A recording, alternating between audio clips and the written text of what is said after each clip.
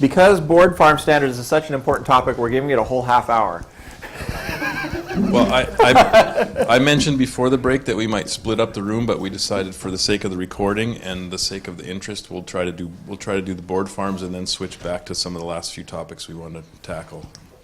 Okay, so we got to do this fast. I think that, in my opinion, one of the greatest things we could accomplish as an industry would be for board farm management would be to come up with some kind of DUT control driver layer, so that that people who are writing DUT controller hardware know what kind of interface they have to provide on the top side, and so that consuming services like Fuego or Lava know what to call into.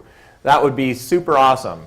No idea how to go about it. Well, I have some ideas, but we're talking about there's two different interfaces, and maybe we don't want to get into interface F. I think what we're mainly talking about on the diagram is this G. Or maybe it's not even G that we're talking about, because that might be irrelevant as long as we know what the lines inside here don't have, there are no lines on the inside of this control host. But that might be what we're talking about. So interface Z is the DUT control driver interface. And so the problem is that there's a huge variety here, right? So Sony has a debug board that we use internally. It's a custom board. It controls USB. It does USB switching. It does jumper configuration, relays, and also does power monitoring and management, so power control and serial console pass-through and stuff like that. And we control it with USB from a host. But that's just one model, right? So I know that MuxPy has a different model. USB Mux, is that the right term, or what's USB SV Mux. Anyway. It's somewhere out of that, I guess. Yeah. So the issue is, okay, so let's say I have, well, and then there's individual PDUs, right? That the problem in the lab, right, is you have this weird problem where either you decide, like the Slav stack did, that you're going to do a one controller, one DUT combination, and that greatly simplifies a lot of things. But most labs have, well, in my lab at home, I've got a web power control that's got 8 ports with power going different directions, and I've got a network hub that's with network going different directions. I've got a USB hub with USB going different directions, and it's like a super pain to manage. And do you think that this is a problem for corporate versus what you have at home? Because normally what you are saying, it's a description which people are using at homes, right? I have my own board farm and I have similar setup, right? Because we're simply lacking hardware in this case, right? But for in corporate world, this could be a little bit simplified, right? Because Xilinx is using one-to-one mapping, right? But I think that others can just use that. So here's one point I'll make. If there was a $100 board, I might even be convinced to go one-to-one mapping in my home. Right. And in fact, I cheat because I have a bunch of Sony debug boards. And so for about half my lab, I'm using Sony debug for the power control, and then I'm using web power for the other power control. And there's reasons why the Sony debug board doesn't work for power on some of the boards. So it's one of those things where it's a great solution where it fits, and then you have to back up to complicated scenarios when it doesn't fit.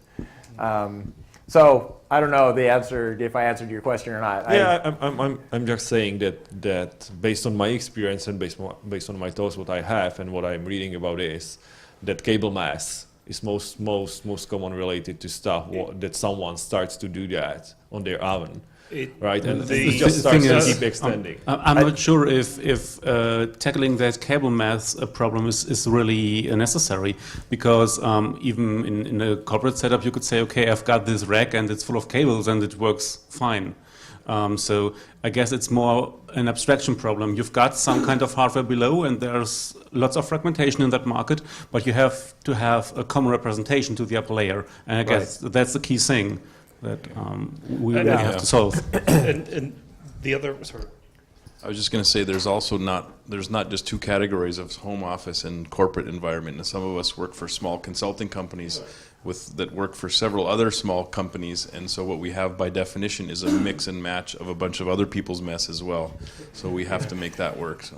And the other bit of it is that everybody doing this is individually having to go and figure out this USB power switch works reliably, this one doesn't. This USB hub is reliable, this one isn't. Blah blah. They have to. Everybody has to individually go and figure out. There's a best practices, and please tell me what works in your lab. And even for that's an issue for corporates as well, and much more expensive one for corporates actually. Yeah. So these are okay. So here's a list of the types of drivers that are needed: power, network, USB, button, relays, serial, bus control. Logging, I'm not sure what I was thinking when I wrote that word. But you could imagine, well, what? Serial console? Yeah, this is what I meant by serial console. So, Then, but well, there could be serial console logging. But no, well, okay, so logging, what I think I meant by that was and this has to do with the sync or async. I don't know if that's on this slide, but on power, right? So if you have something that's monitoring power, like Bay Libre or the Sony debug board does this, you have to decide what kind of mode you're in when you're logging the power. Are you in a polling mode, or can the device self-log and you pick it up after the fact, or something like that? So that is reflected in the API to these things. Well, in addition to logs you might capture with a serial console, you can get logs out of systemd, and you can get more stuff out of syslog. Right. And, well, but that's more of a DUT side issue. That's not the DUT controller. So this is the interface to the hardware. That's the control. Yeah. So as we said, we want to run tests with the minimal impact. So the logging can also mean that we have the receiving side of a net logging right on that controller. That's right. That's right. Yeah. So that would make sense if you have. So it's not far off. It's Yeah. The other thing that's not listed there is JTAG. Oh yeah. JTAG. Audio, video. Yeah. Oh yeah. And yeah, the list goes way. Yeah. And the interfaces have to support that too. Well, yeah, and that's what this is right here, right? So external. This whole external thing is controlling, AV capture and CAN bus and all that junk. But and everything we haven't thought of yet. So that's the crux of the issue, right? So if I'm writing a test of CAN, right, the CAN bus, then is it possible to write a test that will work in multiple labs that have multiple different things? Can we define an abstraction for this interface J such that it doesn't matter whether you're running some kind of CAN bus process on like a Raspberry, or you're running a CAN bus, dedicated CAN bus hardware thing? I don't know. We want to change the entire CAN bus testing ecosystem, if there is such a thing. And I think there is, right? Yeah. But to define that abstraction and to make it so that abstraction, right? So there's if you get into it, right, you've got ITC, SPI, and all of the other buses, right? And so can you write something that abstracts those in a common way, so you're not having to reinvent every abstraction? I don't want to define 100 APIs. I want to define maybe 5 or 6 that make sense for a couple of different models. So yeah, were you going to say something? I think that you can do that for certain pieces of equipment that are like power controller, for instance, that are kind of, all of them will work exactly the same way. With multimeters, you can also do that. In fact, we have done that. We have one common interface, and we have like 3 or 4 different multimeters in the lab. But when you start talking about a special piece of equipment, then it's hard to come up with something that is generic, and because then you start losing what might be special about brand A versus brand B. Well, that's true. But this is why I think we should maybe be happy with being, even if we could get to standardizing some of the easy ones. That would, yeah, could we do power? Can we start with the one that consists of 1 bit? Well, yeah, okay, of course. I started that discussion once with the LED framework and the kernel. That's right. LED is 1 bit too, theoretically, right? Power is also power up. And Yeah. And there's balance, and there's voltage, and there's all kinds of stuff. I think the challenge I've found in the past is if you have one kind of controller for a board, that's probably quite easy. But if you've got one controller for lots of boards, there's a whole kind of body of knowledge you need to manage that, because you need to then start associating kind of PDU ports with particular boards, serial ports, and then, you know, if you turn off your farm and turn it back on, it might not come back because things come up as different devices, and there's a whole kind of body of knowledge that you kind of build up, and it would be great if that could be abstracted and put into something here, so that people creating farms just for their own use don't need to worry about that stuff. Well, and it'd be nice if there was some kind of discoverability, right? I don't know how you do discoverability on power, right? I mean, although there are power networking, but anyway.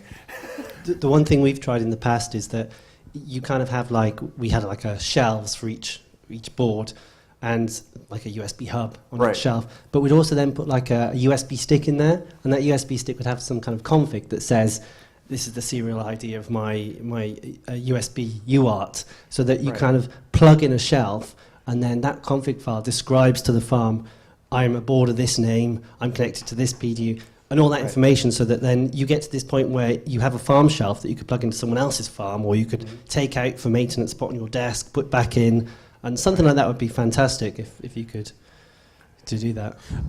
I mean, there's something between fully auto-configuration like you do, what I think is amazing. On the other hand, you could say, okay, I've got some place where a device on the test can go, and I know there are resources associated to that. They're always there, and that's knowledge that's belonging to the lab. And so, well, it can just stay there, and for a special device, you can just say, okay, this device is in that place, and the lab knows where the resources are. And then you just need that driver profiles, I would call them, for whatever special hardware you have on top of that. And what component do you put this knowledge in? Well, that's the thing. And that's the thing that I think is missing from all this. That we talk about a DUT controller and a DUT, but we don't talk about who manages that. Pardon? We call that lab grid. So that's one thing that we can abstract with lab grid. So we say there's a device on a test, we name it this, and we have a list of resources that are available in our lab. And then we just associate resources to a device on a test. And then you just say, okay, power up this device on a test, and it does. So yeah, the knowledge is in the infrastructure. Yeah, essentially. In the case of Lava, that stuff is hidden in the device definition for Lava. So does Lava? So one of the things that's not board definitions. Well, yeah. So I think that's what we're talking about: board definitions and lab definitions, right? So the lab definition is essentially what power PDU is associated with what board, and specifically what port on the PDU is associated with a board. And so I don't think actually the fields in Y matter. The way I see it is you guys have an API that allows introspection, right? You can ask the database what boards are there, what things are there, and then you can reconfigure it via the command lines or whatever it is you do. But I think the question of where does this stuff live is important. I don't know. So how does Lava compare? Can anyone speak to the Lava board definition? Well, it shouldn't be. Where's Matt? Yeah. There's Matt. Yes, give him the mic. So Lava's a bit unfriendly in this because it's definitely has, like Kevin said, it has a per device definition, which you have your serial console, your PDU, that sort of stuff, saved as a Ginger2 file, but it then takes that and compiles it with a device type file to create one huge piece of YAML. Oh, so okay. you have. So you're doing we'll call it object-oriented inheritance, and That's generous, yeah. yeah, Yes. generous. It's very polite of you. So, but I mean, you have them stored, right? So. Do you have the same type of notion? Because there was something I saw in a conference, a Lenaro event, I think, where, what is it called? The device? Type. Oh. No, not the type. There's a device dictionary where people can dynamically, you can reassociate attributes to a device. Is that, Yes. would you use that for something like the PDU or? The device dictionary is the board definition. Oh, okay. Well, I thought that there were two layers though. I thought there was like a static layer and a dynamic layer. Yeah. So there's the kind of static layer, the device types, which are then compiled, but the kind of the lab definition, it's mixed into that. Right. So that knowledge is basically not within the lab. It's in the it's basically sprinkled into the board definition. That's the point of Lava, is to abstract those like connection details away from you, and then you can, is it called a tag? You can tag devices with certain attributes, so that if a certain device has a certain like thing attached to it, you can. That's, I think. The other complication is that you can actually override some of that when you submit a job. Okay. You can have context in the job that says this thing that's in the device dictionary or the device type, there's some variable, actually change it as part of your job definition as well. Okay. So there's 3 places you can change that config before it's built into one. Yeah, it's more object-oriented inheritance. Yeah, so I would consider that well, I don't know if it's variant, because variant for me is referring to modifying the test itself, not well, maybe modifying the environment around the test, but really you're talking about overriding the predetermined association between like the PDU and the board or something. Okay. Well, okay. So let me see what other slides I have. Okay. So API-F.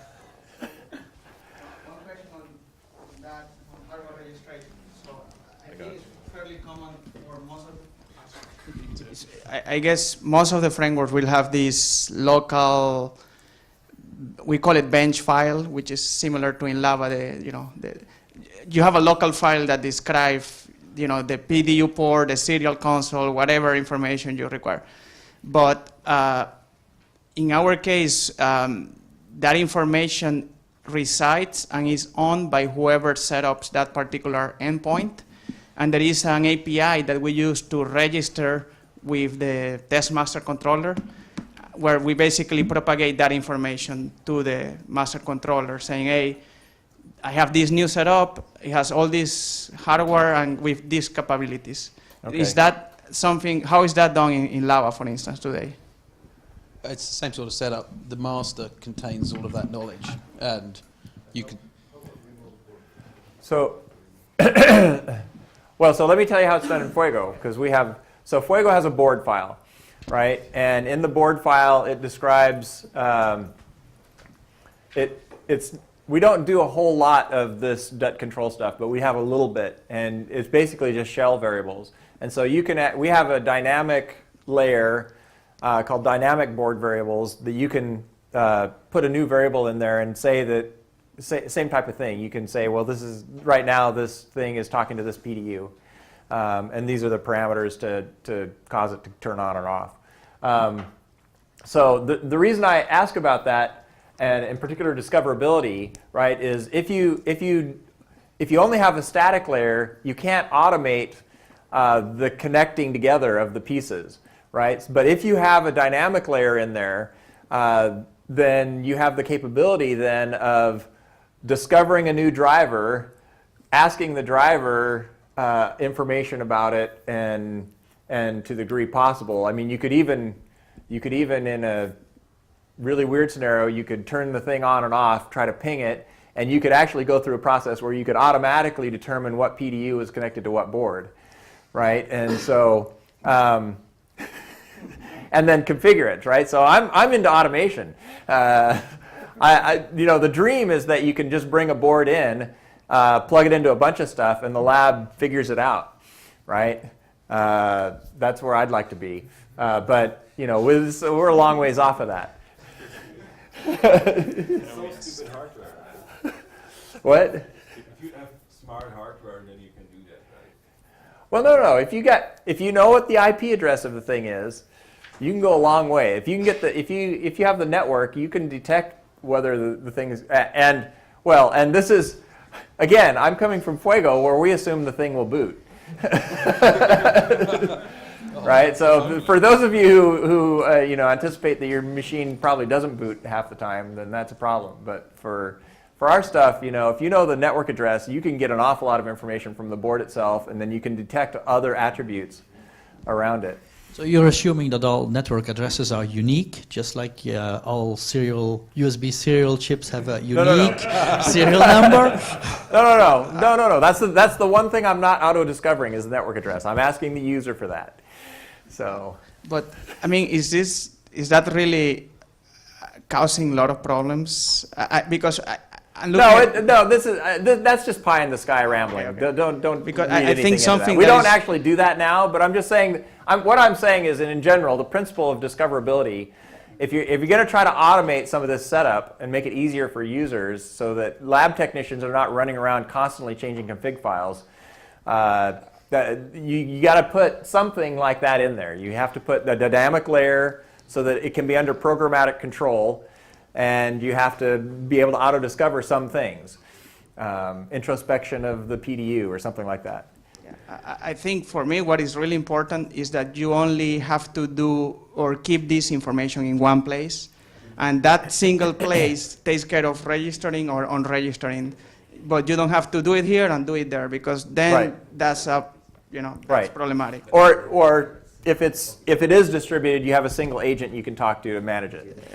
Exactly. Which is the same thing, I guess. If you have a one-to-one mapping from DUT control to DUT, then probably you can do the discoverability. If the DUT controller is smart, it contains all the information. But if you have DUT controller that connects to multiple boards, and for example, for button presses, you cannot auto-identify to which button the wire is wired to. Well, you can do that if you put a I2C EEPROM on extra lines and things like that, but then it's getting too complicated. You can do hub association. You can just say these 5 buttons are always for board number 6. And then you have that discoverability. You still have to know which button presses reset, which opens the lead, the box or something. In my made-up example, you can still tell which button does the reset. if your board is booting or something like that. Well, if your board's booting. We are developing bootloaders, and sometimes there's just nothing happening. I'm telling you, you should come to the end product life testing side. It's much easier. Okay.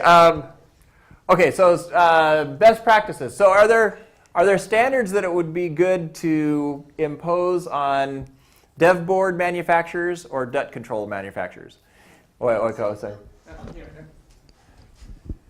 See, I'm uncomfortable with this idea that we should kind of mandate changes to hardware vendors to make reference boards that are easy to automate, because if you look at everything else we're trying to do, we're trying to make an automated test framework, and that isn't going to be limited to reference boards. It could be customers, it could be Sony cameras that are, you don't want a nice button to press reset. Well, that's true. And so, don't even ask me how hard it is to get to the serial console on a Sony phone. It's we're basically talking about design for test, right? And design for test. Most of us have had initiatives in our own companies for that. So now we're talking about let's do that out to the whole industry. Right. I think your point is well taken, Andrew. That we will. I think it's a big ask that you probably won't get. Can I convince Sony Mobile to have phones designed for test? I don't think I can. So don't try. Well, you say that, but I have worked with production mobile phone hardware which was designed for test and was remarkably easy to work with. I mean, people have to do these things on their production hardware, where you have to test your production system. And some of this stuff, almost all of this stuff on the production hardware ends up being proprietary. But I have, working with some manufacturers over multiple generations, I have seen things go from, you need to open up the back of the phone, solder some wires on, and that'll be fun, to you can plug in the USB cable with the magic dongle, and the magic dongle will bring out all the signals you wanted. So we had an initiative at Sony Internal. I'll tell you about 2 initiatives. One was an initiative to get the serial console out on the audio port, on the RCA jack. that didn't go anywhere because the audio guys thought it would disrupt the purity of the sound, and you have to understand sound. But the other thing we tried to do is get serial console put into the USB-C specification. So because there are extra pins in there, and when the thing is flipped over, you can figure out which ones are not being used, and you could shove data on those. And so, but that also didn't go anywhere. But there are, so I mean, we could, if you know, it doesn't seem like we have much clout, but you know, things are about to get bigger.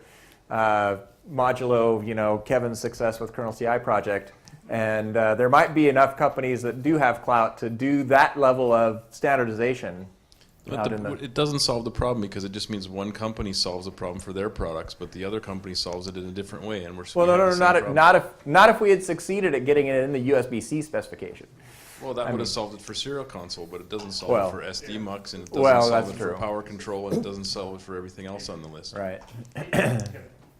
It does still help, though. And I mean, even if the bit where it comes off the board is proprietary, if it comes off into some the breakout device it comes off into is suitable for wiring up to these systems, then that helps immensely. Even if you have to go and get the weird secret breakout box to do it, it's still progress. It's still useful to articulate the sorts of things that developers need to work. Because a lot of this stuff also applies to the developers developing stuff as well as the test people. And I have experienced repeatedly that the hardware people just had no idea. I mean, it wasn't that they were trying to be hostile or anything, and it wasn't even that the stuff was particularly hard to do once you said, by the way, this is annoying. It was just, you know, they needed somebody to go and sit down with them and articulate to them what we wanted and why.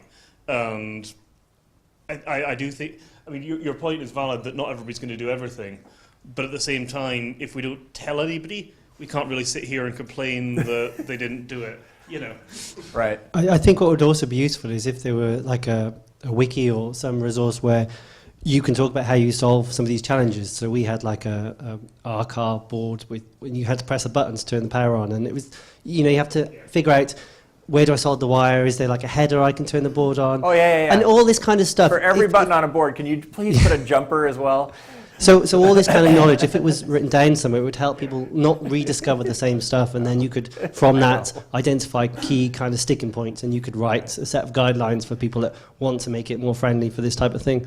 Right. Okay, so I moved to this page. We were talking about this earlier, which is required operations for test equipment, API-J. I think we kind of talked about this before, but for the example of capturing the monitor, capturing like power utilization during a run, there's this issue of whether it's a synchronous or asynchronous operation, and what type the API has to kind of deal with those types of differences. But I think that's too much in the weeds. And how are we doing on time? Do we want to switch gears, or what? Yeah. So what should we do going forward? What's a way to move forward on this? Is it? I don't know. So you guys that do DUT controllers. One maybe high-level question is there seems to be the main difference is the one-to-one mapping or the one-to-many mapping. It seems like several people have gone back and forth a couple times, but there now seems to be a trend where the one controller to one board mapping is a little more is more popular for various reasons. So where are people on that spectrum? Well, I think we need to do both. Yeah. Well, I think I think the abstraction needs to handle both. But I tell you one thing, okay? Imagine the case when you have one development board and next to that another one, right? And you need to control both to have a test case. It means it's just quite normal that you have one control PC, that controller, and you have to, because the test case is set up like that, you need to control both, right? It means normally for test cases, for some test cases is a one-to-one mapping, but for another test cases it's all the time. It is one DUT controller and two targets, right? It's just because of nature of the test. Well, I don't know. So, Paul, yeah, we tried one-to-multiple device under test mapping, but it didn't work out. mainly because of USB issues. That's why we switched to one-to-one. It worked so far from scalability point of view, from reliability, and from extensibility. Because now when you need to add some new target, you just create a set of DUT with its supervisor.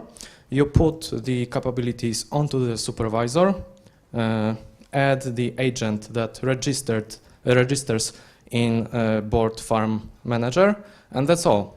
You connect to the network, and if you need direct access for interactive sessions, you just request capabilities that you need from board farm manager, and it establishes SSH tunnel to the supervisor. Then you have access as if the DUT was on your desk. But if you need to perform some automated tests, well, we've got a layer above the board farm manager for that, which does exactly the same.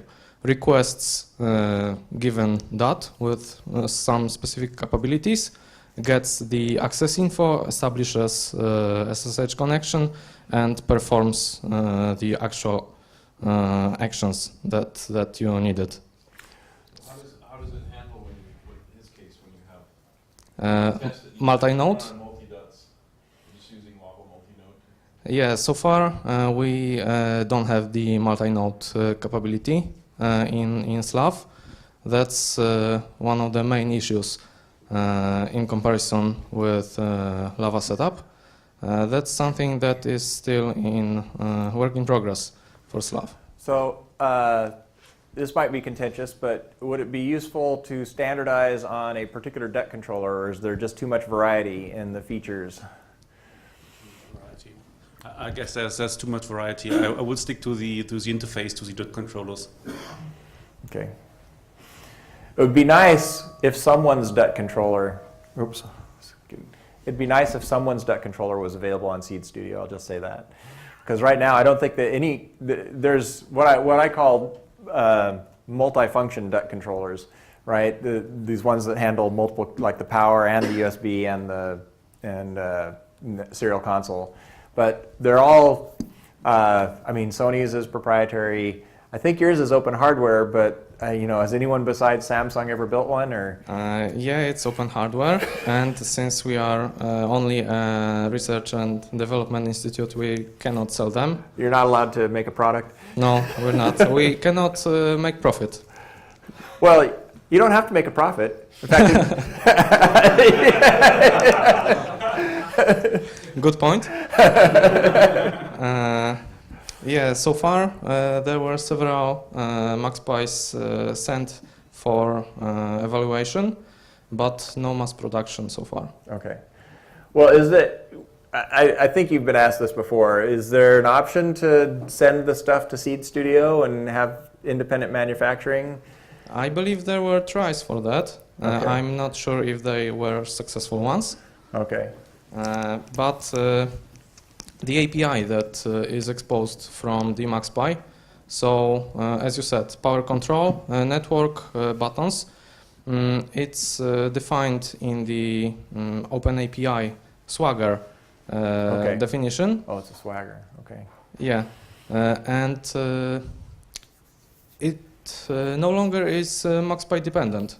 So as long as the API contract is working on any other hardware, it will work with other layers in Slav as well. Okay. So, well, how could we move forward if there were... Oh, go ahead, Manuel. So for CIRT, we also worked on some kind of hardware, and it's available as open hardware on the CIRT project on GitHub. Okay. What we actually have is a power supply, 5 volt and 230 volt AC. That is both switchable with solid state relays. We have a Word and a CAN interface and some GPIOs that can be used. Okay. So, but no product at the moment. Yeah. So I'm questioning, so for like Does LabGrid, do you guys have a notion of a driver layer, like a pluggable interface, or? That's basically 90% of what LabGrid is. So it consists of drivers and a thin layer above that to make that usable from PyTest. Okay. And yeah, some central registration where you can register resources and configure the association between places where the boards are and those resources. Okay. Yeah, currently it's a Python library API. Okay. So someone writes a Python module. Yeah, or, and that's essentially the or driver. a REST API to Python adapter or something if you want to have REST. And in LabGrid there are what's called profiles? No, it's not profiles. Protocols that describe, well, there's a power protocol to switch something on and off, and a serial protocol to talk to some kind of serial port, and special drivers that implement that afterwards. So yeah, it's kind of generalized approach there. Okay. Do you find, okay, so like let's say you buy a web power relay switch, would someone just have to write a Python module to plug it into LabGrid? Okay. And then what it talks on the backside, whether it's like a serial port or a network or whatever, doesn't matter. I could show some code. We probably don't have time, sorry. Well, just a few lines to add a new driver for something simple like that. Okay.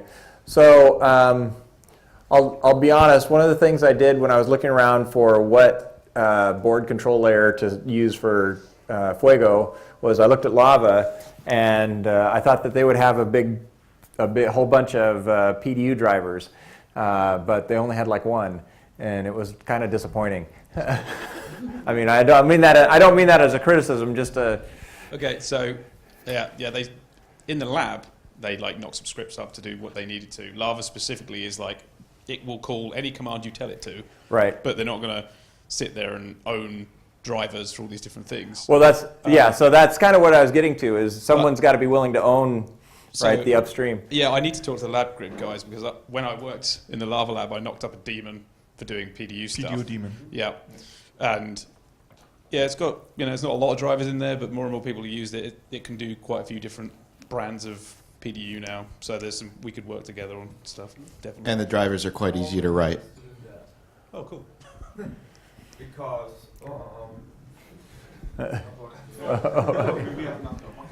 Okay, because we also have some daemon managing power and serial. It's called R4D, and it has an interface to libvirt. So what we basically do is you see those real targets like virtual machines, and the PDU thing is also solved as a plugin solution. So yeah, basically we could use the same callback interface or something like this there, and then even the plugins will be. Yeah, I had a look at your code, and because I thought PDU daemon again could be useful, because your support is only there's a couple of PDUs and that's it.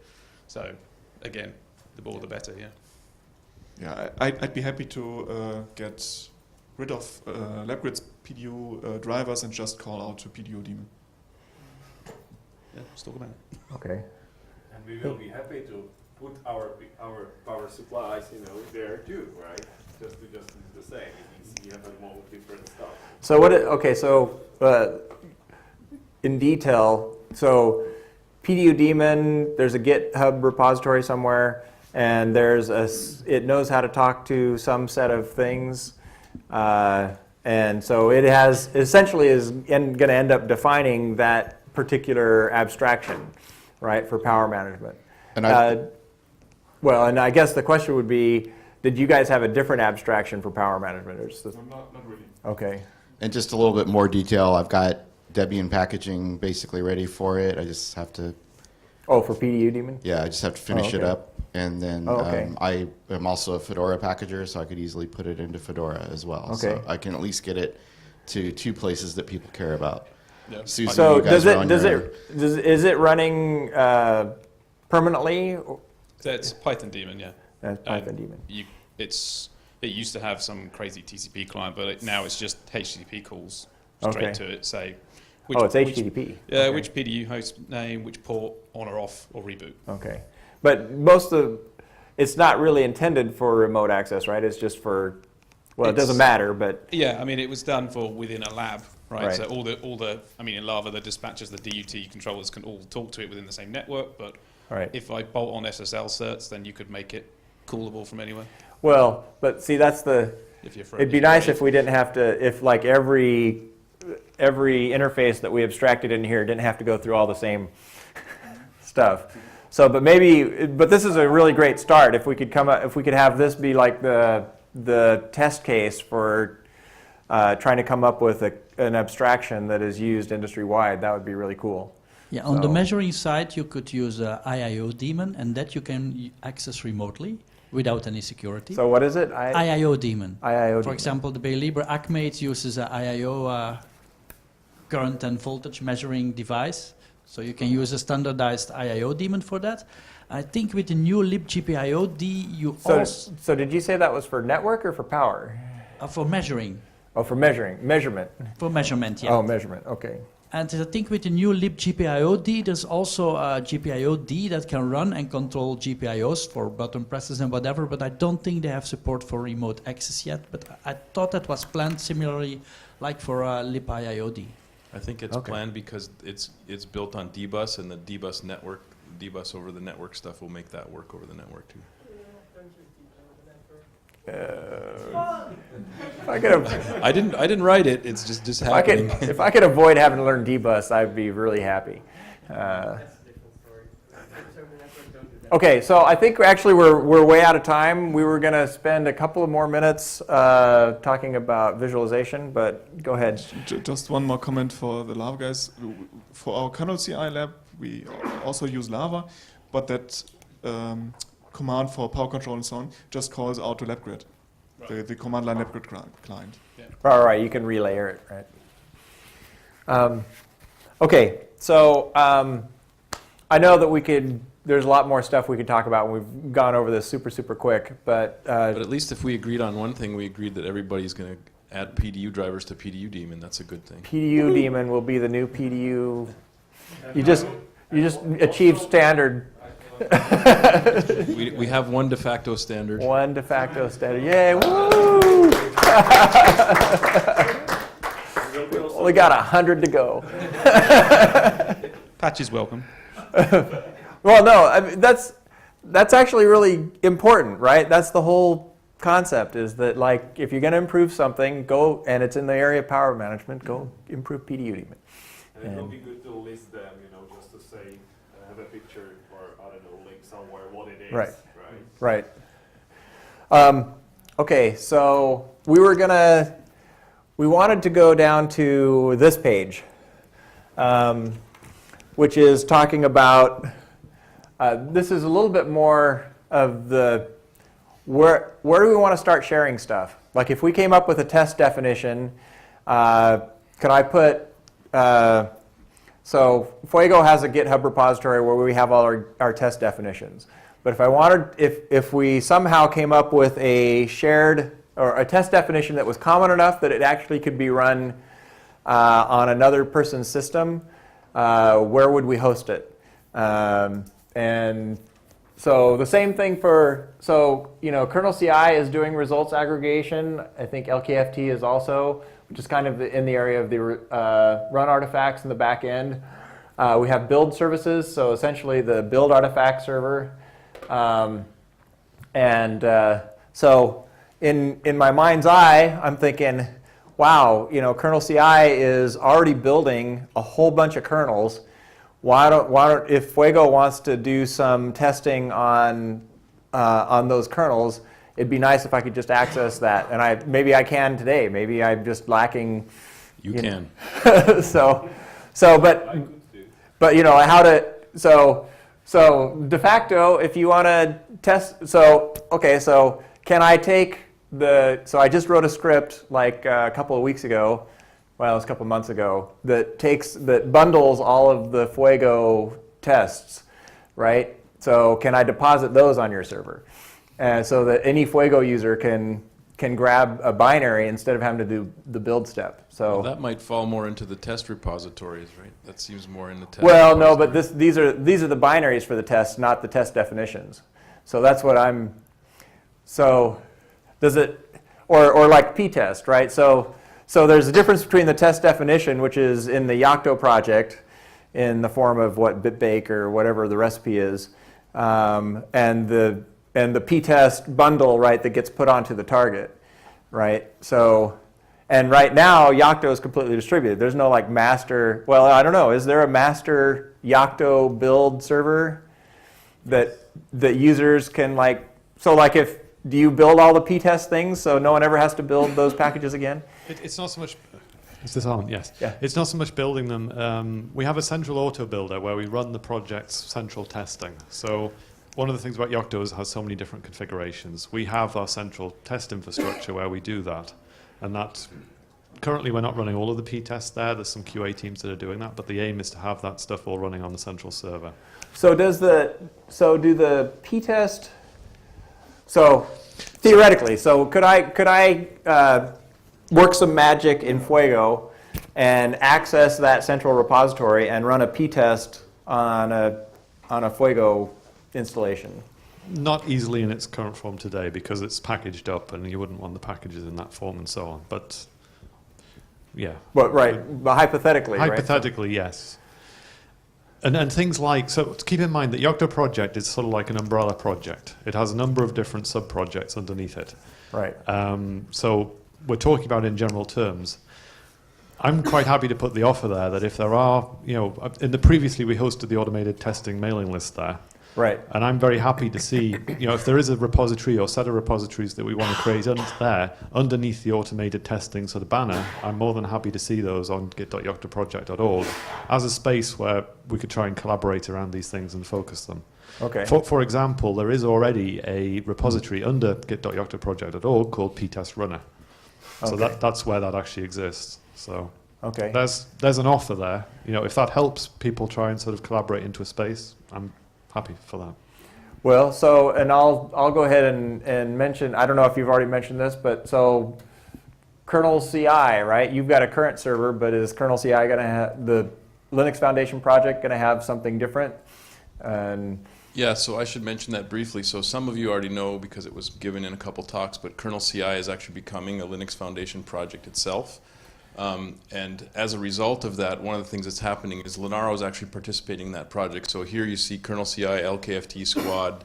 Squad and LKFT and Kernel CI are kind of merging forces to work on like a next generation of this part, the results aggregation part and visualization parts. We still want to just be consumers of other people's tests. We don't necessarily want to be maintaining test suites and that type of thing. So Kernel CI is another type of place for at least some aspects of this. But I don't think... Well, what about, well, I'm specifically asking about like as an artifact server. So the build services stuff, one of the things we'll get out of becoming a project of the Linux Foundation is some of the potential members are coming with nice large cloud compute servers that we can actually start using. So we'll have build capacity and storage capacity that will actually be greatly improving from what we have today. So in terms of just like doing builds and storing some of these artifacts, we'll be able to do that.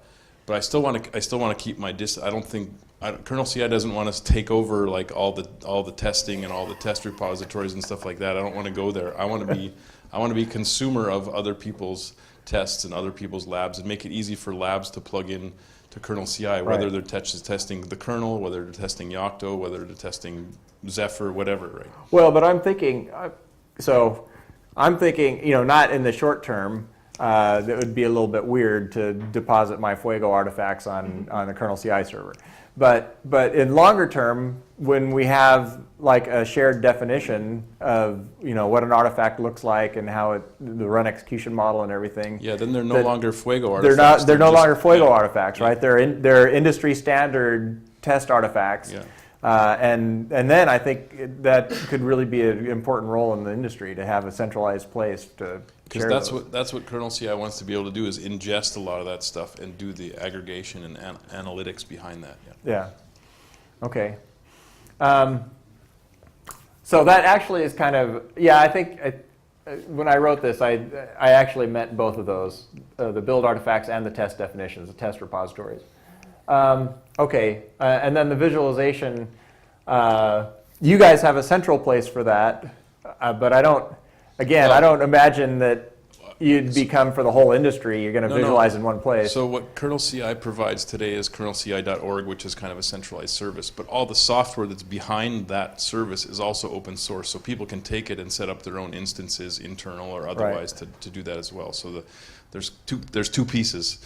I don't think it's silly to think that everybody's going to send all their artifacts to the same place and everybody's going to use exactly the same server. Right. Maybe eventually, at least maybe for me, at least maybe for kernel testing, we'll have for upstream focused kernel testing, that'll be kernelci.org.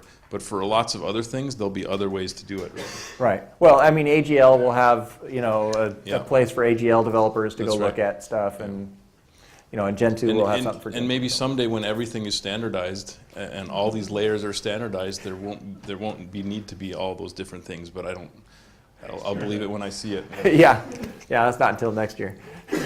So if we had some common test definitions, would you like to have external people submit test results in that format to kernel CI so you could show aggregated results of That's right, yeah.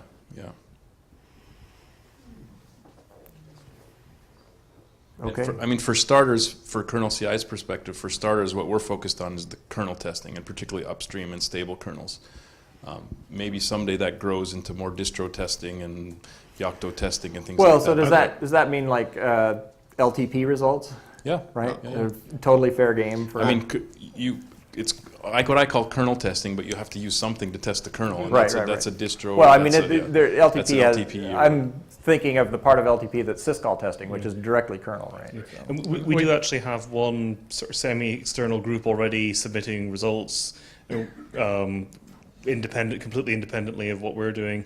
Although we're having to work through some issues with them, but that will hopefully mean that by the time we've worked through those issues, we kind of know what we're doing. So it's partly both sides don't really know what they're doing. We're trying to figure it out at the minute, but it's a use case that's already there and actively being used. And I'm just sitting here realizing Yocto project actually collects build failures up in the same way. So if there are build failures, they go to errors.yoctoproject.org. Oh, you've got to put them in the standard format and send them to kernel CI. Well, yeah, if they're LTP failures or kernel failures, sure, there's probably crossover there. But we are already doing that just for failures. And we've had some significant scalability issues just dealing with the amount of data we've been getting. So that's where the cloud services might help. So Kevin and I had talked about, doing OSCI, right? Specifically operating system, user space stuff, and we decided that we were going to leave kernel CI to try to focus on the kernel for now and not muddy the waters too much. But I think it makes sense to have, more of a operating system distro testing, repository as well. I'm not sure that should be kernel CI. Well, I think the kernel CI has been designed from the beginning to go. I mean, there's nothing particularly special about testing the kernel with Buildroot or versus Debian versus Yocto versus Fedora, right? It's all the same. It's just the types of. It's just your end goal. I mean, we happen to all be kernel developers that started the project, so we're focused on the kernel. But once we solve getting the kernel stable, we can solve all the other problems too. Right?